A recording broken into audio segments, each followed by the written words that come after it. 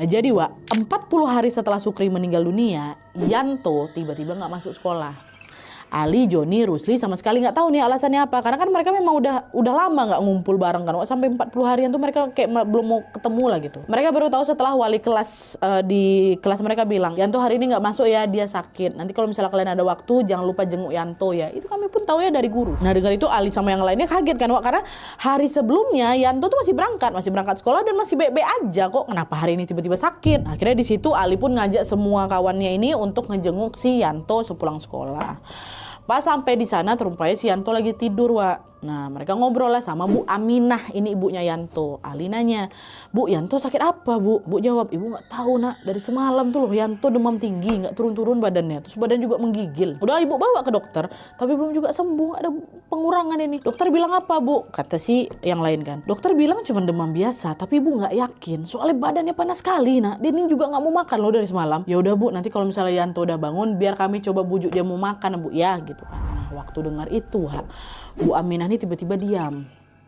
Dia diam terus dia liatin muka kawan-kawannya si Yanto nih kan. Ditengoknya muka Ali, ditengoknya muka Joni, ditengoknya muka satu lagi kan. Terus nggak lama Bu Aminah nih bilang, Ibu jadi keinget sama Sukri. Biasanya dia tuh yang paling cerewet kalau ada temannya yang sakit. Sekarang dia udah nggak ada gitu. Begitu nama Sukri disebut, Ali sama yang lainnya langsung diam, Wak. Udahlah mereka sedih gara-gara Yanto nih sakit, makin tambah sedih lagi karena keinget Sukri lagi ya kan. Tapi bukannya berhenti ngomongin Sukri, Wak, Bu Aminah nih malah lanjut cerita lagi. Dia bilang, sebenarnya juga Nak, semalam Yanto tuh ngigau, lama ngigau ya. Dan beberapa kali dia sempat nyebut nama Sukri. Ibu jadi khawatir, Nak. Jangan-jangan sakitnya Yanto ini gara-gara dia kepikiran terus sama Sukri. Nah, tepat setelah Bu Aminah cerita kayak gitu, Wak, si Rusli macam nge-freeze. Dia tuh tiba-tiba bergetar gitu, gemeteran. Tapi dia nggak ngomong apa-apa. Sementara Ali sama si Joni udah dia cuma diam aja, nggak mau nanggepin sama sekali.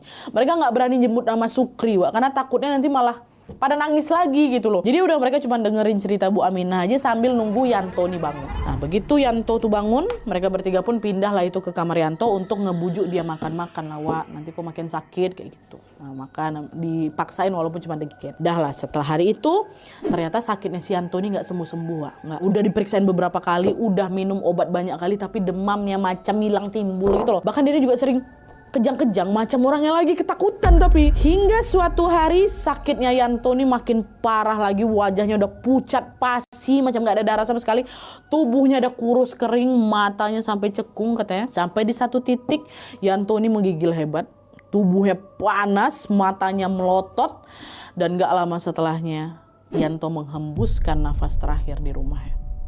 Meninggal Yanto. Dengar kabar kepergian Yanto tuh ya Ali, Joni, Rusli makin shock lagi. Belum ada 2 bulan Sukri meninggal ya, Wak. Sekarang sahabatnya satu lagi nyusul Sukri, Yanto. Kabar itu bahkan langsung bikin Joni ini jatuh sakit, Wak. Joni yang paling dekat sama rumahnya sama si Ali itu, Wak.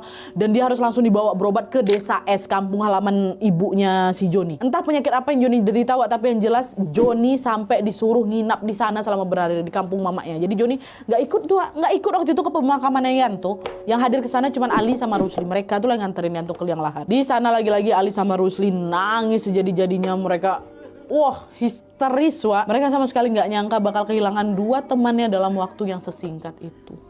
Dah, meninggal lah ini kan siapa Yanto. Dan ternyata kepergiannya Yanto ini juga bukan akhir dari kisah pedih mereka bertiga di Mesisa bertiga. Karena tidak berselang lama setelah pemakamannya Yanto, Rusli yang kemarin kelihatan masih sehat-sehat aja, Wak, tiba-tiba jatuh kepleset di kamar mandi, terus ngalamin cedera parah di kepalanya, dirawat di rumah sakit. Nggak sampai sebulan, Wak, meninggal juga Rusli. Rusli meninggal. Apa nggak triple shock lah ini si Ali kan, Wak. 3 loh. 3 dari 4 sahabatnya tuh meninggal dunia berturut-turut dalam waktu kurang 4 bulan. 4 bulan kurang, Wak. Pun di saat yang sama Joni juga masih dirawat di desa di kampung mama ya kan, karena sakit yang nggak sembuh-sembuh ini. Apa nggak campur aduk perasaan si Ali waktu itu? Pikirannya udah nggak karu-karuan di sana, Wak. Di satu sisi dia masih berduka kali atas kepergiannya Sukri, nggak lama Yanto, nggak lama Rusli. Di sisi lain juga dia khawatir sama keadaan Joni. Dia takut kalau sampai Joni ini nyusul yang lain juga. Tapi Ali di sini nggak bisa berbuat apa-apa, Wak. Bahkan dia ini juga nggak bisa ngejenguk si Joni gara desa S itu tempat Joni dirawat ini lokasinya juga jauh kali. Selain itu dia juga dilarang sama keluarga untuk jengukin Joni dulu. Jadi ya udah, Ali cuman bisa meratapi kesedihannya seorang diri di sana di kampungnya itu. Bayangkan kalau jadi Ali macam mana tuh ya, sendiri di situ biasa dari SD bareng Wah, sejak saat itu kehidupan paman aku berubah drastis. Nah, dia udah nggak seceria dulu lagi. Tiap pulang sekolah dia cuma bantu ibu jualan aja. Udah habis itu dia ngurung diri lagi di kamar. Dia nggak punya teman yang bisa diajak ngobrol lagi, nggak ada